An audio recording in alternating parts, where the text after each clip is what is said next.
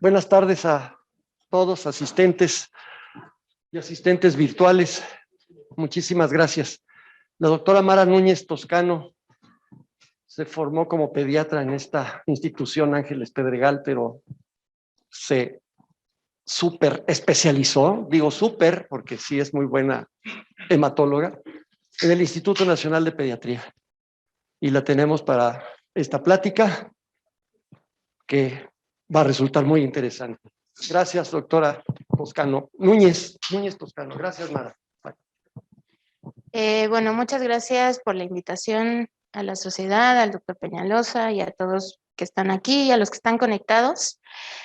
Esta plática surgió un poco como inquietud de los otorrinos, que me invitaron muy amablemente a platicarles un poco de epistaxis y de lo que ellos deberían de pensar o sospechar cuando ya un paciente no tiene alguna causa otorrinolaringológica en un paciente con epistaxis, que creo que es una causa frecuente en la consulta del día a día, tanto de los otorrinos, de nosotros los pediatras. Creo que de repente no sabemos si está siendo normal la epistaxis, si necesitamos abordar más allá, y creo que es un poco de las cosas que yo quiero brindarles el día de hoy.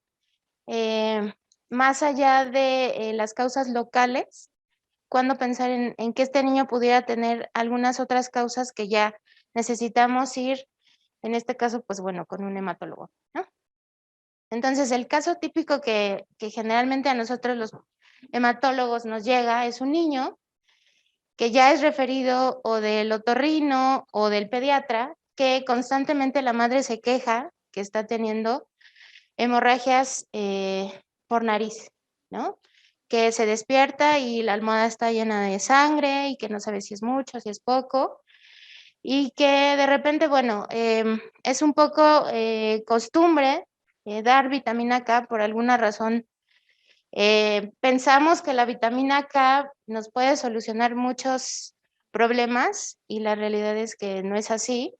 Solamente una de las causas probablemente rara sería una deficiencia de vitamina K, pero ahora vamos a platicar un poco de ello y cuándo sí serviría dar vitamina K y cuándo no, ¿no?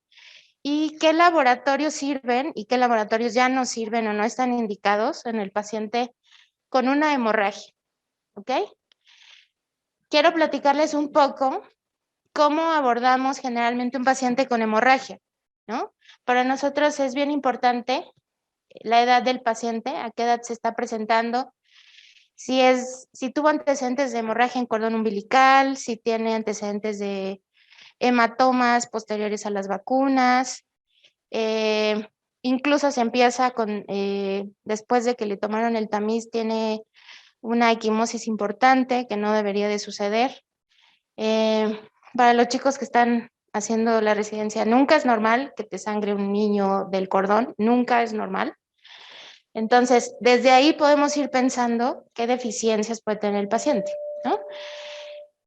Es importante, por ejemplo, si afecta solo niñas o niños, o sea, varones o mujeres, porque recordemos que hay algunas patologías que son ligadas a X y que solamente o que generalmente van a afectar más al varón. Hay patologías que están relacionadas igualmente mujer-hombre, entonces por eso es importante ver el sexo, ¿no? La característica de la hemorragia. Si empieza y cede al minuto, generalmente yo les digo a las mamás o a los pacientes que bueno, eso te está hablando un poco de que aunque tuviste una hemorragia, tienes tu sistema de coagulación íntegro para formar justo un coágulo al minuto, ¿ok? Pero una hemorragia que dura más de 10 minutos, eso ya no es normal, ¿ok? Por eso la duración es tan importante. Hay pacientes que nos dicen, no, pues es que sangré el otro día 40 minutos y me obligó a ir al hospital y me tuvieron que poner un taponamiento, me tuvieron que transfundir. O sea, esos pequeños detalles nos hablan que la hemorragia justamente está teniendo importancia o incluso que los anemiza, ¿no? Eso también es importante. Si es espontánea provocada, si el niño se está picando la nariz, o de la nada empieza a sangrar, o tiene otras hemorragias asociadas, gingivorragia, tiene petequias, tiene hematomas en otros sitios. En las niñas que tienen menstruación, si tienen metrorragias importantes, ¿no? Eso es importante que uno lo pregunte dirigidamente, porque si uno le dice, ¿cómo es tu menstruación? Te van a decir normal, ¿no? Porque la normalidad es que mi mamá y mi abuela menstruaban igual, ¿no? 10 días, todos los días uso un pañal. Entonces, para mí y mi familia eso es normal. Entonces, eso no es normal, ¿no? Entonces, ese tipo de detalles nos ayudan justamente a ver qué es lo que está pasando con el paciente. Si cede, quiere decir, si cede y vuelve a empezar, te habla un poco de la inestabilidad del coágulo, por ejemplo, ¿no? Te habla de que pudo generar un coágulo, pero ese coágulo no fue lo suficientemente fuerte como para detener la hemorragia, ¿ok? Si tenemos otros sitios afectados, como les decía, si tenemos enfermedades pues subyacentes, cáncer, o diabetes, o niños con alguna otra alteración, enfermedades de la colágena, por ejemplo, que ahí, por ejemplo, aunque sus plaquetas o su von Willebrand está normal, si se acuerdan un poco, el von Willebrand se pega, tiene un receptor para colágena. Si su colágeno está mal, los niños que tienen colagenopatías, pues tienden a tener hemorragias, ¿ok? El sitio es bien importante. ¿Por qué? Porque si son mucocutáneas, o sea, nariz, encías, incluso tracto digestivo, tracto urinario, te hablan de desórdenes plaquetarios. Si es una hemorragia que viene articular, muscular o de sistema nervioso central, por ejemplo, tenemos que pensar en una deficiencia de algún factor, ¿ok? Entonces, desde ahí, desde cómo te está afectando la hemorragia, es hacia dónde vas a hacer tu abordaje, ¿vale? Y medicamentos, ¿no? Es de repente muy común que los niños pues, y las mamás, bueno, utilicen muchos AINES, mucho ibuprofeno de repente, y pues es un antiagregante plaquetario, ¿no? Si usan muchos, por ejemplo, antihistamínicos, las plaquetas son tan sensibles que se afectan con el ajo, el chocolate, antihistamínicos, obviamente AINES, con la dieta básicamente y con, por ejemplo, la fiebre también afecta a las plaquetas. Entonces, todo ese tipo de cosas hay que preguntarlas. Hay familias que comen mucho ajo, por ejemplo, y si uno le toma una prueba específica para ver si funciona su plaqueta, a veces ni siquiera agrega porque tienen gran consumo de ajo, por ejemplo, ¿no? Y la exploración física pues siempre es fundamental, ¿no? Corroborar qué es lo que estamos viendo en ese paciente. Entonces, si nosotros vemos para los otorrinos, la epistaxis es una gran número de consultas que les lleva a ellos, hasta el 30% de su consulta. Yo les mencionaba un poco a los otorrinos que, por ejemplo, el 30% de nuestra consulta probablemente son PTIs, ¿no? O sea, es un gran número de pacientes. Para los otorrinos, ver el 30% de su consulta solo de epistaxis me parece un número importante, ¿no? Entonces, les digo, prácticamente si solo es epistaxis, es una hemorragia mucocutánea en la cual de primera instancia tendríamos que pensar en un desorden plaquetario o una enfermedad de von Willebrand, ¿ok? La exploración tenemos que ver si es normal o anormal, porque eso obviamente te va a orientar hacia qué tienes que pedir en el paciente, ¿no? Y por supuesto los laboratorios normales no te excluyen, o sea, los laboratorios de rutina, una biometría, un TP y un TTPA, no te excluyan el que tengas una patología, ¿ok? ¿Por qué? Ahorita les voy a enseñar lo que tradicionalmente estudiamos en la escuela como cascada de coagulación y por qué pueden estar normales los laboratorios. La epistaxis, quise dejárselos como en la definición original que nos da la Sociedad Internacional de Hemostasis y Trombosis, que es una epistaxis anormal, ¿no? Es cualquier sangrado de nariz que generalmente afecta más a los adolescentes, y que pues sí, interfieren en sus actividades diarias y que ellos lo consideren como significativa. Pero generalmente este epistaxis tiene que durar más de 10 minutos, ¿ok? O que tengan una duración en un año, al menos 5 episodios, ¿ok? Si ustedes ya le agregan a ello que tuvieron que acudir al hospital, que ese sangrado lo está anemizando, que tuvieron que transfundirlo, pues obviamente ese epistaxis hay que estudiarlo, ¿ok? Entonces, yo siempre les explico un poco a los pacientes que tradicionalmente en la escuela pues nos enseñan la cascada de coagulación, que ya no es tan estática como uno pensaba, que la vía extrínseca, intrínseca y demás. Ahora sabemos que todo ocurre de manera muy dinámica, pero que finalmente nos ayuda a ese equilibrio para no sangrar, pero para tampoco trombosarnos, ¿no? Entonces, los laboratorios que tradicionalmente pedimos es una biometría con un TP, un tiempo de tromboplastina parcial activada. Acuérdense que siempre es TTPA. El tiempo nunca es parcial, no es TPT, es TTPA. A veces nos apoyan un poquito con el frotis, por ejemplo, nos lo reportan los químicos. Esto, por ejemplo, es un frotis normal. Quiero que únicamente vean estos puntitos, son las plaquetas y son normales, ¿ok? Lo demás es serie roja y esto pues es un neutrófilo, ¿no? Esto es lo que quiero que nos acordemos un poquito. ¿Por qué pueden estar normales los laboratorios? Cuando uno pide TTPA, TP y TT, lo que está valorando son estas vías, ¿ok? El TP lo único que te va a valorar es el factor 7. Si está prolongado, pues uno tendría que pensar en una deficiencia de 7, ¿ok? Que también te puede dar hemorragias mucocutáneas, ¿ok? Si tenemos el TTPA prolongado, es la vía más larga, digamos, y podríamos tener alguna deficiencia de estos factores, 8, 9, 11, 12, ¿ok? Probablemente la del 12 es la única que no te produce hemorragia, el contrario, te da trombosis, ¿ok?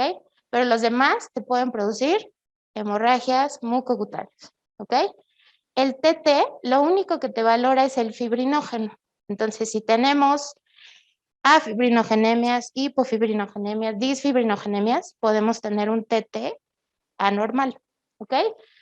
Pero en ninguno de estos pasos yo les he mencionado el von Willebrand, ¿ok? Entonces, el TP y el TTPA y el TT pueden estar totalmente normales y tener una enfermedad de von Willebrand, ¿ok?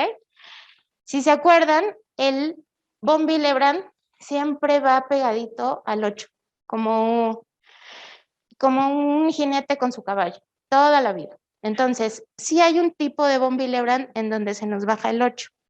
Y en ese sentido, sí podríamos tener prolongado el TTPA, ¿ok? También, al final de todo esto, ya que se formó el coágulo, llega un último factor, que ya no está aquí, que bueno, es el factor 13. El factor 13 de la coagulación lo que hace es que llega y envuelve al coágulo como si fuera una malla y lo estabiliza, ¿ok? Si tenemos deficiencias de factor 13, el TTPA y el TT van a estar normales, porque es el último que llega a envolver todo el coágulo, ¿ok? ¿Y cómo se comportan esos pacientes? Tienen hemorragias tardías, o sea, yo lo opero y a la semana es un paciente que tuvo una hemorragia, ¿no? O a los 7 días resangró el sitio quirúrgico. Generalmente son hemorragias tardías, ¿ok? Y ahí prácticamente hay que sospecharlo muy dirigidamente porque los tiempos de coagulación van a estar normales y uno tiene que pedir factor 13 para detectar una deficiencia de factor 13. Este artículo me pareció muy didáctico y muy interesante de cuáles son las pruebas que todo clínico de primer contacto y qué preguntas deberíamos de hacerle al paciente, ¿no? Que es un poco lo que les había comentado. Si esta hemorragia, por ejemplo, fue después de algún evento quirúrgico, de una extracción dental, hay que averiguar qué pasó con ese niño, ¿no? Si necesitó transfusión, si hay historia en la familia, o sea, si mi abuela y mi hermana y todos menstruábamos normal, pero nuestra normalidad era menstruar un pañal diario, pues eso no es normal, ¿ok? Si estamos tomando algún medicamento que puede interferir en la coagulación, ¿ok? Y estos son prácticamente los laboratorios que ellos nos recomiendan. Una biometría hemática con un frotis, tiempos de coagulación con fibrinógeno, función renal y hepática. ¿Por qué? Acordémonos que, por ejemplo, pacientes con alteraciones hepáticas, prácticamente el 80% de los factores de coagulación se producen en el hígado. No todos, pero la gran mayoría. Por eso es que en algunas ocasiones los factores K dependientes, que solo sería el 8, el 9, el 10 y el 11, son los que nos pudieran ayudar si le damos vitamina K. Los demás, no. ¿Ok? Si tenemos un paciente con alteración hepática, puede ser que las transaminasas estén normales, pero si no coagula, quiere decir que ya su hígado no funciona. ¿Ok? Y las alteraciones renales también nos dan alteraciones en tiempos, sobre todo en las plaquetas. La uremia altera mucho las plaquetas, hace que no se peguen. Entonces los urémicos igual tienden a hacer hemorragias. Entonces por eso es importante que abordemos en este sentido al paciente. ¿Ok? Hay unos cuestionarios que creo que son buenos que ustedes los conozcan, porque incluso hasta el paciente mismo se puede aplicar el cuestionario. Así se llaman BATS. Son creados por la Sociedad Internacional de Hemostasia y Trombosis y se llaman BATS porque son los Bleeding Assessment Tool, o sea, la herramienta que nos ayuda a evaluar la hemorragia, ¿ok? Y si uno le pica, así incluso está la versión de yo mismo me hago el cuestionario, tiene como a cada síntoma, así un poquito como desmenuzado, y le pregunta al paciente, ¿usted ha tenido una hemorragia sanguínea, perdón, nasal de más de 10 minutos? Y uno le pone sí, ¿no? ¿Usted ha tenido que ir a urgencias por esa hemorragia? Sí, ¿no? ¿Le han tenido que transfundir? Bla, bla. Todo lo que les he comentado y nos da un puntaje. Ese cuestionario es un poco largo, ciertamente, te tardas como 40 minutos en hacerlo porque no solo viene epistaxis, viene metrorragia, viene gingivorragia, viene hemorragias asociadas a algún procedimiento quirúrgico, por ejemplo. Entonces, aunque es tardado, si el paciente sale con un puntaje que al final te lo da así de faul, te suma todo el puntaje que tiene. Si te sale con un puntaje positivo, prácticamente ese paciente tiene o una enfermedad plaquetaria o von Willebrand, ¿no? Entonces es altamente sensible y específico, ¿no? Por eso es que se está tratando un poco de sensibilizar a toda la comunidad, tanto a los pediatras, a los otorrinos, a los ginecólogos, por ejemplo, que apliquen estos cuestionarios.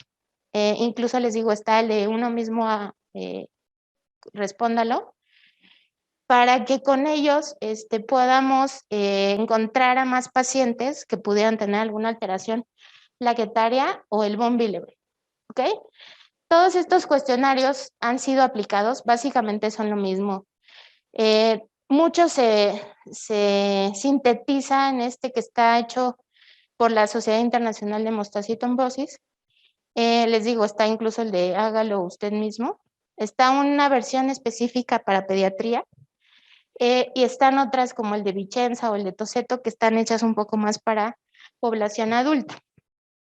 Pero son súper buenos, nos ayudan, son muy específicos y sensibles, ¿no?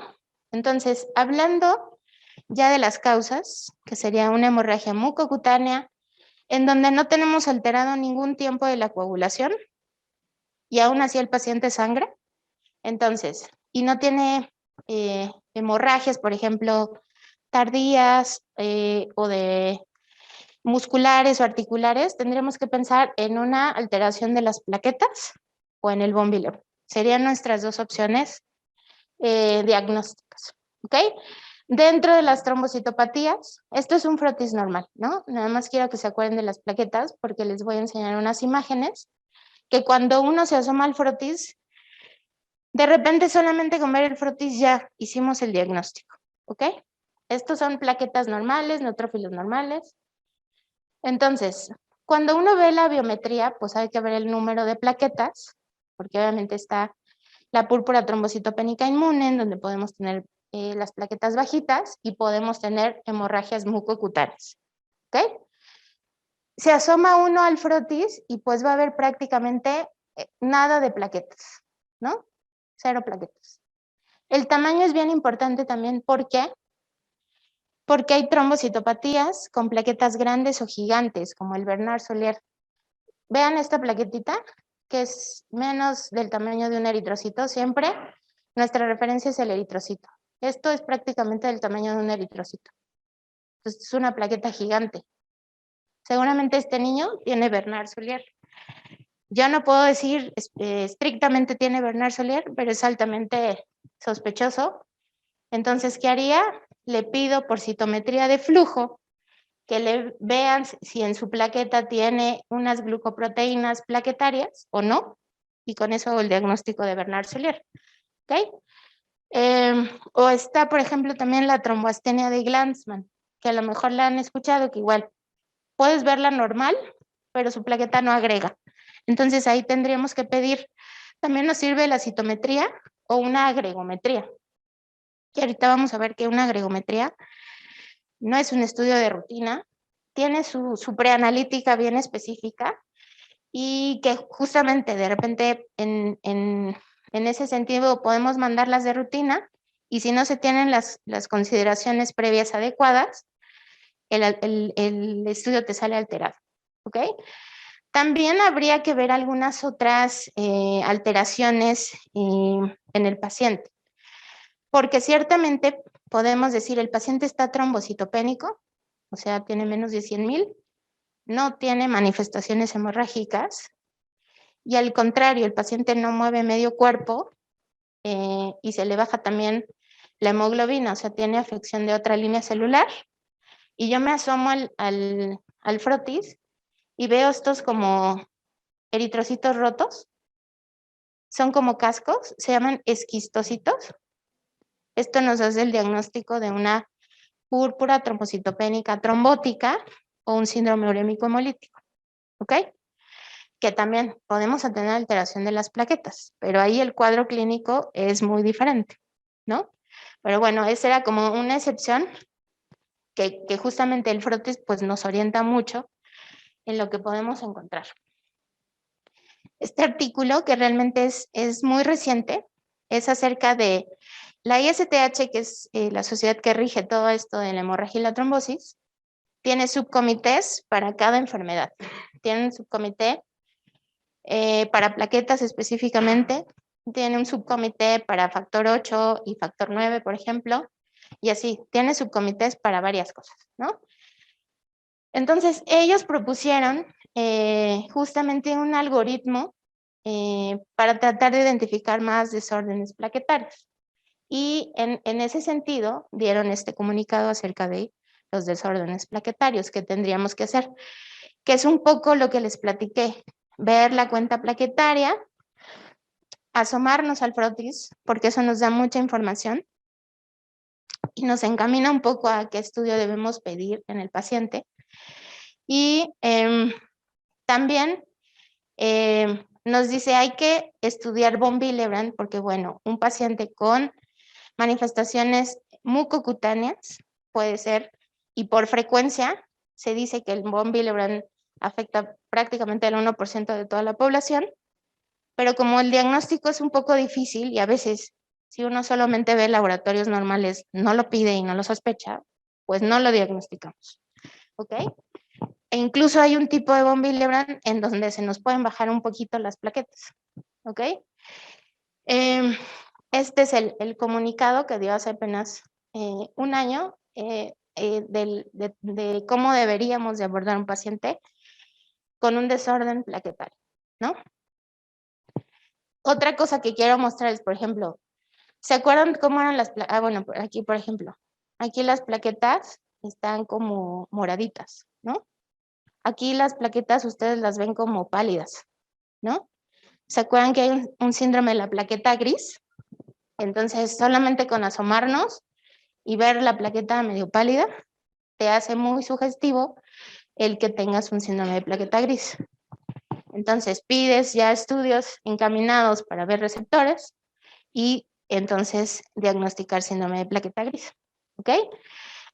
Otras cosas que también pasan y que de repente nos reportan trombocitopenia y el paciente está como si nada, son estos agregados plaquetarios, ¿no? Que se suelen dar por el anticoagulante que tiene la BH, el EDTA, se hace como una reacción y entonces se hacen agregados plaquetarios. Uno se asoma y ve esto, ¿no? Entonces lo que hay que hacer es pedir una biometría con citrato, o sea, en tubo azul, y con eso las plaquetas se vuelven a ver normales y tenemos conteos normales, ¿vale? Esto también era un poco para ilustrarles cómo aquí tenemos plaquetas de diferentes tamaños. El que sea grande a veces no te lo hace patológico, a veces los niños están infectados o están tomando algún medicamento, por ejemplo, antiagregantes plaquetarios. Entonces, algunas se ven chiquitas porque están inactivadas, pero algunas están más grandotas sin llegar a ser gigantes, porque la médula está sacando todo lo que puede sacar, ¿vale? Entonces, en ese sentido no es que todo sea patológico, ¿no? Entonces, ¿qué estudios iniciales hay? Algunos que quiero que sí, por favor, ya no manden. El tiempo de sangre es uno de ellos. El tiempo de sangre no sirve. Es un tiempo que ya está fuera de uso. Hay incluso un comunicado en donde hay pruebas que se llaman obsoletas y la tienen tal cual ahí. Pero se sigue haciendo, ¿por qué se dejó de utilizar? Porque la lanceta tiene que ser muy específica, tiene que tener una profundidad igual. No es con cualquier lanceta, tiene que ser en el mismo sentido de las fibras musculares o igual o en la oreja. Si uno le aprieta más, entonces uno puede tener alteración del tiempo de sangría y no tener ningún desorden, o puede tener un tiempo de sangría normal y el paciente tener algo. Entonces el tiempo de sangría no sirve, ¿ok? La gregometría plaquetaria, que también es en estudio, que de repente veo que piden como si fuera rutina. La gregometría necesita una preanalítica muy específica. Si nosotros tenemos un paciente con trombocitopenia, no vale, ¿no? Porque no va a agregar lo que necesita agregar. Tú necesitas, cuando se hace esta prueba, necesitas concentrar las plaquetas que tiene el paciente para ver si agregan con diferentes agonistas, o sea, con ADP, con ácido araquidónico, con heparina. Entonces, si uno está trombocitopénico, es un paciente que no podemos hacerle agregometría, ¿no? Los laboratorios de repente no las hacen porque las solicitamos, pero estrictamente no deberían incluso hacerla porque el paciente no viene en las condiciones adecuadas, ¿ok? También hay algunos laboratorios que les dan como una lista de si está tomando ciertos medicamentos, por favor debe suspenderlos una semana antes para poder hacer la gregometría. Si toma mucho chocolate, como les decía, las plaquetas son muy sensibles. El chocolate, el ajo, los tés, el té verde, la hierba esta de San Juan, todas esas cosas pueden alterar las plaquetas y entonces darnos resultados que a veces nos confunden, ¿no? La citometría de flujo la dejaríamos específicamente para cuando estamos sospechando que tenemos alteraciones en algunos de los receptores plaquetarios. Entonces también es una prueba, al igual que la gregometría, que tenemos que preparar al paciente y que tenemos que enviarla, son caras aparte, específicamente si estamos sospechando en una alteración plaquetaria, ¿ok? Y hay un aparato que se llama PFA 100, que hay otro que ya se llama PFA 200, que son de estas pruebas que son de las llamadas pruebas a la cama del paciente, que lo que se intentó un poco con este PFA-100 es, por ejemplo, ver si podíamos discriminar niños con von Willebrand y sin von Willebrand, o pacientes en general, ¿no? Se trató también de utilizar en pacientes antiagregados para ver si funcionaba o no su antiagregante, pero la realidad es que no sonaba muy bien porque es en sangre total y en 4 minutos tienes el resultado, ¿no? Pero realmente no ha sido lo bueno que esperábamos. Se está intentando retomar un poco en von Willebrand, pero no es una prueba tal cual de escrutinio que podamos hacerle a los pacientes. Si piensas que tiene von Willebrand, mejor envía determinación de von Willebrand, ¿no? Para estudiar a las plaquetas, desafortunadamente no tenemos una prueba fácil que te diga, sí, sí tiene una alteración plaquetaria, ¿no? Tienes que sospecharlo clínicamente y entonces enviar encaminadamente o agregometría o citometría de flujo para descartar alteraciones plaquetarias, o incluso si estás pensando, por ejemplo, en defectos de secreción de gránulos, cosas ya más raras, tendrías que mandar microscopía electrónica, que de repente es difícil encontrar sitios donde te puedan hacer microscopía electrónica.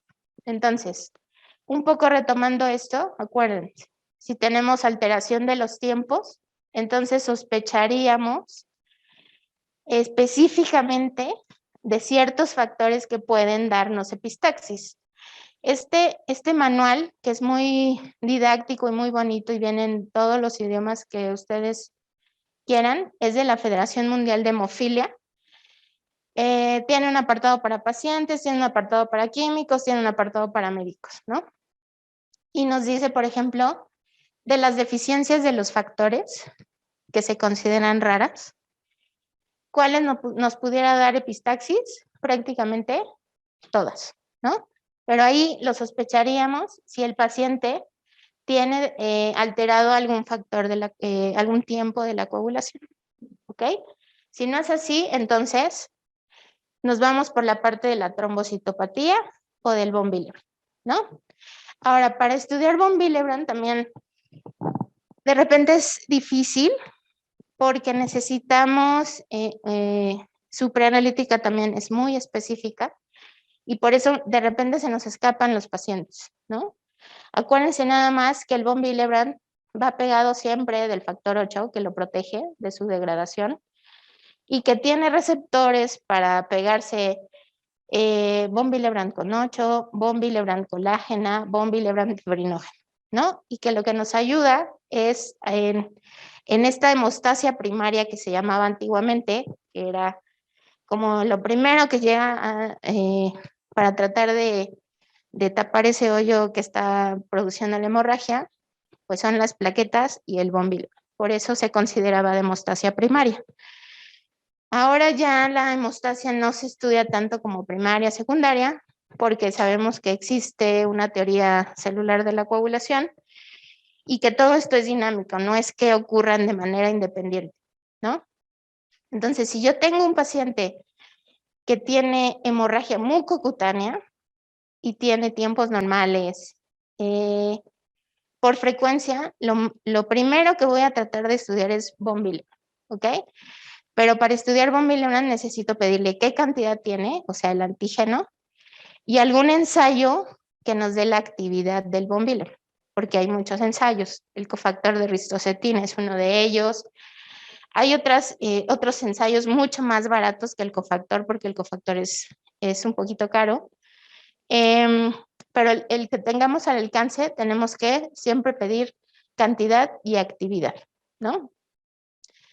Acordémonos que von Willebrand hay 3 tipos. El tipo 1 y el tipo 3 que son cuantitativos, o sea, en el tipo 1 hay poquito y sirve poquito. En el tipo 3 hay muy poquito y casi no sirve. A veces se confunde con los pacientes hemofílicos. Y el tipo 2, que es cualitativo, hay 5 tipos diferentes. Y ahí sí es bien importante, nos ayudan varias cosas. Bueno, la cantidad que está sirviendo es una de ellas.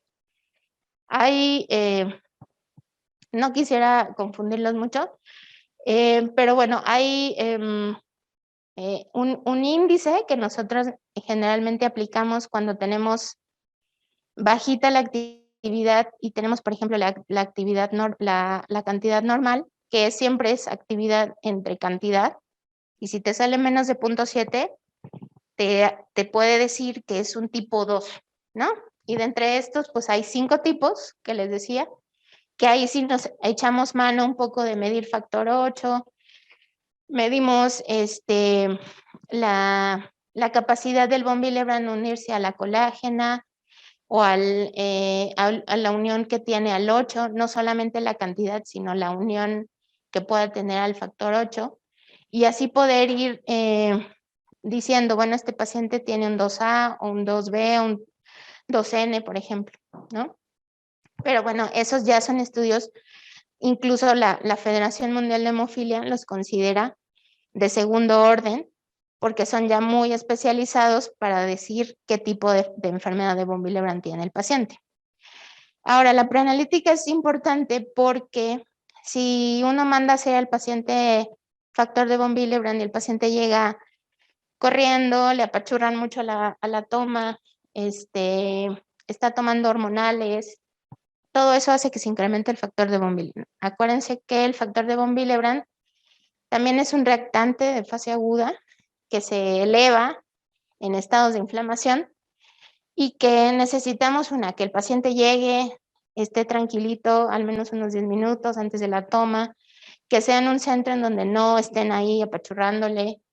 Si es mujer, particularmente tenemos que enviarla en el periodo menstrual. Si la tomamos en cualquier otro momento, puede salir falsamente elevado o normal, porque acuérdense que las hormonas hacen que se incremente el von Willebrand. Entonces, de repente, por ejemplo, pacientes con metrorragias y que el ginecólogo inicia estrógenos, nos ayuda indirectamente, sí, porque se eleva el von Willebrand, pero ya no supimos que tiene von Willebrand, ¿ok? Entonces va a quitarse la metrorragia, pero es justamente porque está elevando el von Willebrand, ¿ok? Entonces, por eso necesitamos que la paciente no esté tomando anticonceptivos o que no esté, que esté menstruando, para que nos ayude a hacer el diagnóstico adecuado de von Willebrand. Eso es algo bien importante y que de repente esos detalles hacen que no diagnostiquemos al paciente con von Willebrand, ¿no? Y bueno, en ese sentido, ya que en todo este tiempo hemos aprendido que muchas de las enfermedades mucocutáneas que a veces no diagnosticábamos, o que incluso, por ejemplo, a mí en el instituto me toca que salud reproductiva nos manda a las niñas por anemia, por deficiencia de hierro, pero cuando las estudiamos, muchas de ellas tienen von Willebrand, ¿no? Entonces, siempre que tengamos un paciente con un síntoma mucocutáneo y que incluso tenga o no tenga historia, necesitamos descartar que tenga enfermedad de von Willebrand, ¿no? En este estudio en eso hicieron. Muchos de los pacientes llegaban por cualquier otra cosa y lo que vieron es que una gran cantidad de ellos tenían enfermedad de von Willebrand.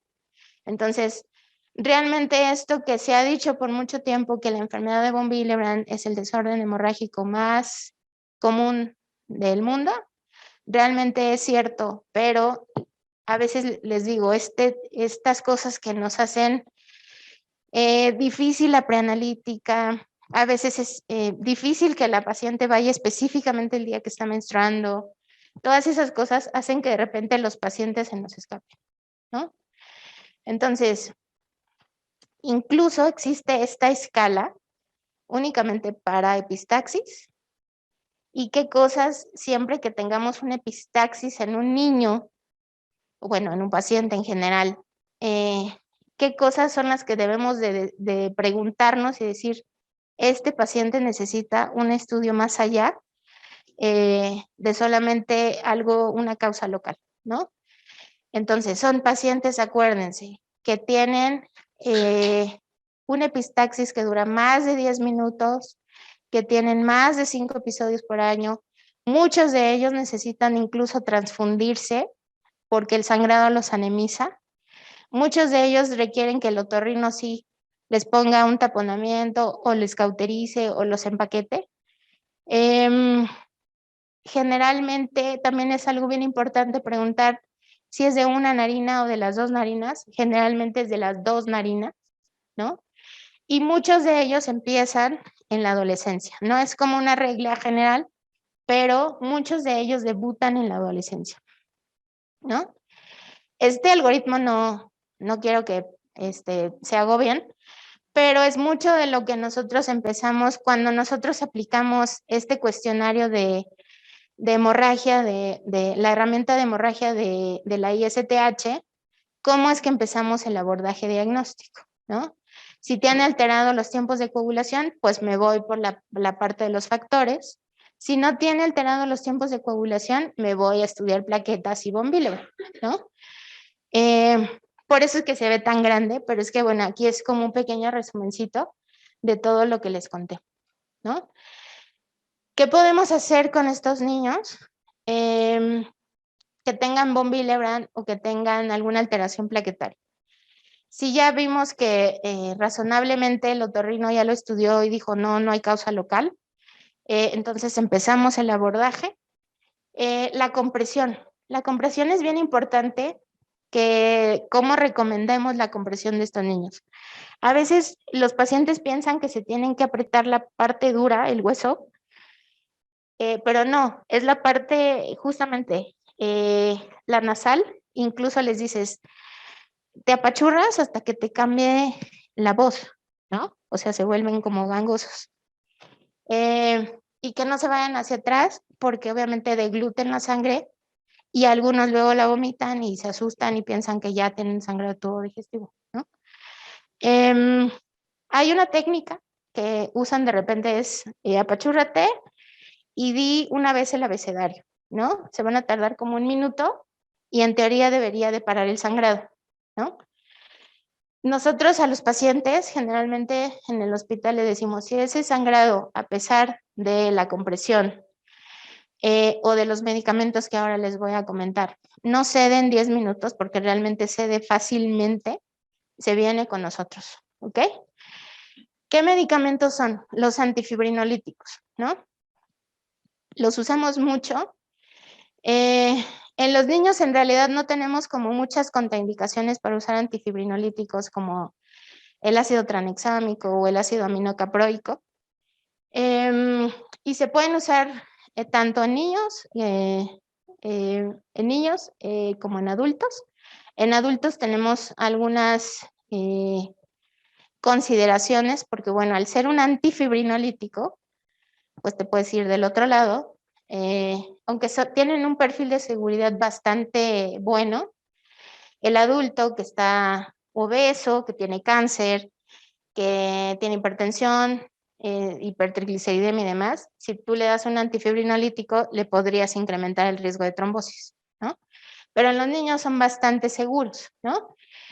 ¿Qué otra cosa también podemos hacer particularmente en los niños que tienen deficiente el factor de von Willebrand, aparte de los antifibrinolíticos? Podríamos utilizar desmopresina. Hay una guía muy específica de von Willebrand, en donde nos cuenta que a todo el paciente que vas a someter a desmopresina, tendrías que hacerle una prueba para ver si responde a desmopresina. Acuérdense que la desmopresina lo que hace es que libera el factor de von Willebrand que está en el endotelio. Por eso es que se agota rápidamente a los 3 días, por eso hacen taquifilaxia. Y realmente es para sangrados menores, ¿no? Pero lo utilizamos solamente en niños mayores de 4 años, porque acuérdense que uno de los efectos es diabetes insípida, y antes de ello, pues los niños no nos pueden avisar si tienen o no sed, ¿no? Algunas cosas que también les produce es que tienen enrojecimiento de la nariz o les da un poquito de taquicardia. Por eso es que la desmopresina en los adultos sí es bien importante que uno valore si ese paciente no tiene riesgo, porque en los pacientes hipertensos, cardiópatas, pues los podrías llevar incluso a un ataque isquémico, ¿ok?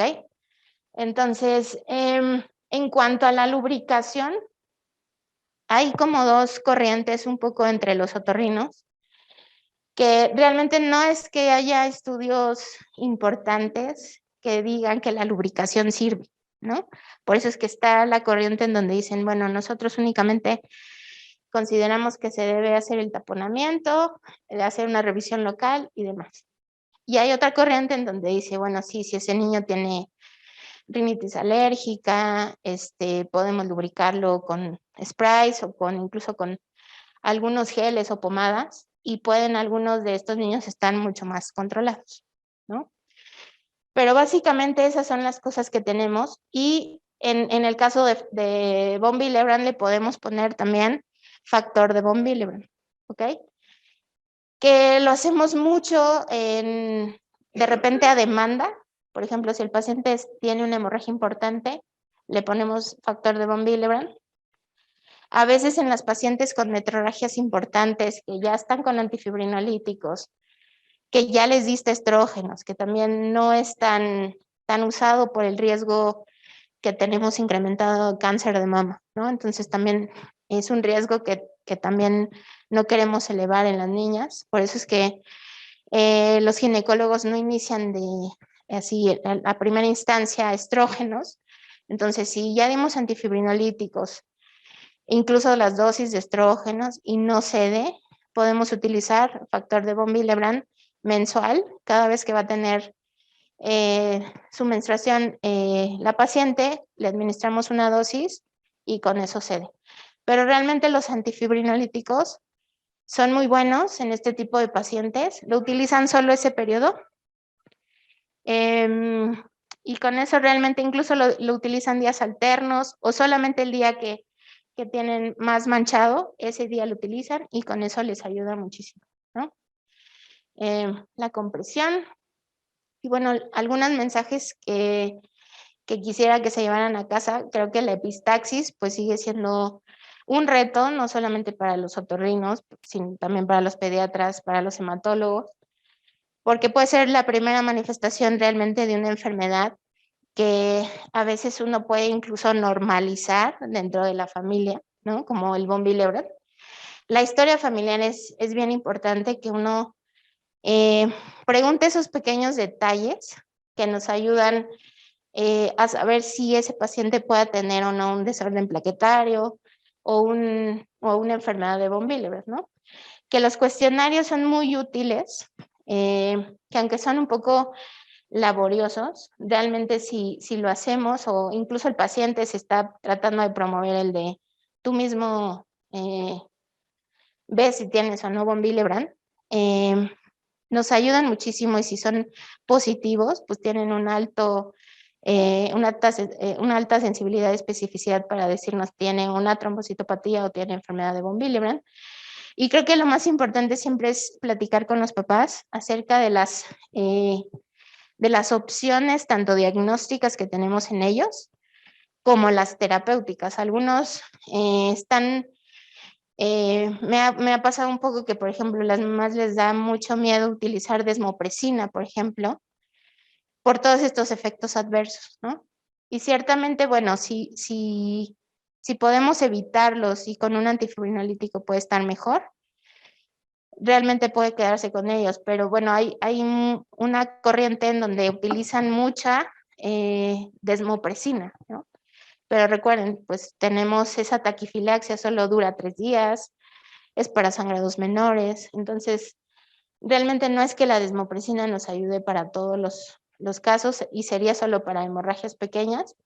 Y contarles, bueno, estas opciones, creo que entre más informado esté el paciente, siempre es un paciente que se va mucho más tranquilo, que resolviste las dudas y demás, que de repente decirle todo esto de la plaqueta o del von Willebrand es como hablarles un poco en chino, pero creo que si uno les explica, el paciente siempre se va mucho más informado y mucho más tranquilo, ¿no?